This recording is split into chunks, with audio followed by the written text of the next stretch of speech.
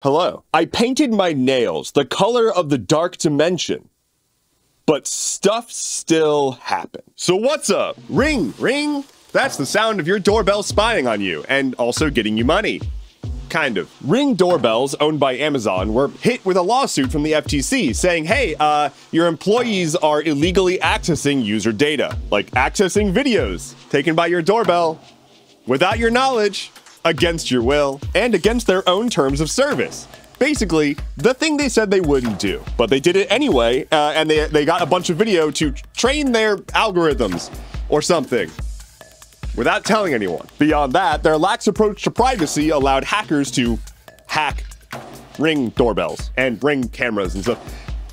Basically, hackers could just look at your videos. Really cool, really cool, really cool. The FTC is now issuing $5.6 million worth of refunds via like over 100,000 PayPal refunds, which is certainly an option. And this is actually the smaller of two FTC settlements with Amazon, the other one being that Amazon's Alexa was storing the voice data and location information of children for far longer than they said they would. Very cool. Love having a company create voice imprints and location data of children. It's really cool, but at least we can buy stuff with our voice. Last quick note, Ring only very recently changed their policy, which previously allowed law enforcement officers to access your camera without your permission. So, you know, we're running this again, apparently, because Harvey Weinstein's rape conviction has been overturned in New York. The New York Court of Appeals overturned Weinstein's conviction in the state of New York. He's still convicted in California. The argument was that he was not tried fairly in New York, and that the prosecution called witnesses that were not a part of the allegations, which is just unfair to the guy who serially raped people. Unfair to call people to the witness stand that could incriminate him. I want to be clear, this does not mean that he's been found innocent instead of guilty. They're basically calling a mistrial and it's just gonna go over again. Just a redo, a salty run back. Here's a tip. Don't use your local position of authority to sexually abuse women. That's a tip from me to you. More like rip talk. I'm in danger. ByteDance has said that they would rather just shut down TikTok in the US than sell it if everything that goes through goes through. Backing up for a second, the US Congress just recently passed a TikTok ban. It was part of a larger spending bill, and the TikTok ban was like tacked onto it, but it was passed and signed by Biden. I'm not giving them any latitude here. They threw this ban in on a must-pass bill. It's shitty. It's garbage, and it's shitty, but it's also probably not going to do anything immediately. There's a year-long grace period to begin with, and there's also going to be just myriad lawsuits, and I find it personally very unlikely that TikTok will be going away anytime soon. Follow me elsewhere, though. But with all that said, ByteDance doesn't actually make a profit off of TikTok. It's not profitable. Many tech platforms are actually not profitable. There's just an egregious amount of money in tech venture capitalism. They can just kind of keep propping stuff up until it might eventually make a profit. It's wild. But if ByteDance were to sell TikTok, they'd be potentially exposing their algorithms, which is their secret sauce. All of these social media companies want to have the winning algorithm. They don't want to share it. And so when they're looking at it, they're like, well, we're operating at a loss, and if we sell it, we would expose our industry secrets, so why wouldn't we just shut it down if you're gonna force us to? Now, you should still be mad. The government should not have the authority to determine what apps you can and cannot use. I do not care if it is a threat to, quote, national security. The threat to national security that they're claiming is that other people might be able to influence your thought rather than them. The threat to national security that they are afraid of is freedom of speech. Even in the case of it being a foreign government propagandizing us or whatever, the US government is not allowed to determine what can and cannot be conveyed to US citizens, because that would infringe free speech. So there's not much water to be held in this bucket of their legislation. I didn't sleep well last night. Boeing is a very healthy and safe place to work for as an engineer who is focused on safety. I'm going to blink twice now for no reason.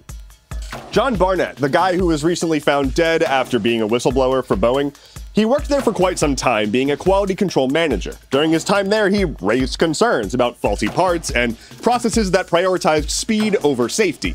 and he was told to shut up. He got pushback, it didn't go anywhere, he eventually retired in 2017, later finding himself testifying in an ongoing investigation into Boeing and why their planes keep falling apart in the sky. And then after starting to give some really incriminating testimony, he was found dead in what has been reported as a suicide. Separately, the FAA is now investigating 2 union employees who were retaliated against by Boeing for raising similar concerns. Now, this is America, and we've got some very cool laws. And one of those very cool laws is that commercial airline manufacturers can do their own manufacturing inspection on behalf of the regulatory agencies. Which is to say, there are employees at Boeing whose job is to tell the FAA that Boeing is doing a good job. But these people didn't do that. They were like, oh, hey, Boeing is not doing a good job. And then they were reprimanded. They got very similar, terrible performance reviews. One of them left the company, and now Boeing is being investigated. Overall, Boeing is having a very normal day, and nothing is out of the ordinary. Everything's fine, stop asking questions. Gamer time! I've got my gamer stance. Let's talk about gamer news. David Kim, the lead designer of StarCraft multiplayer, has founded a new game studio and is building a new RTS. The studio is called Uncapped Games, and he's saying that this is going to be a paradigm shift for PC RTS games. BlizzCon 2024 has been canceled. Blizzard said this decision was not made lightly. What they are planning to do instead is just show off stuff at other game conventions. I think they've got some more things on their mind right now. And the last bit of gaming news for today is that Sea of Thieves is coming to PS5 this week. It's actually the day after recording. Lightning round. Arizona has indicted a bunch of Trump's former goons from their 2020 fake elector scheme thing, and they're not happy about that. Here, weather. 3D house printing is still a thing that's coming along, and recently a Portuguese company built their first 2-bedroom house via 3D printing. It's really cool if you haven't seen it. It's like a giant arm that just kind of poops out cement and just goes along. It's neat. This guy in Belgium has a condition where his body produces its own alcohol,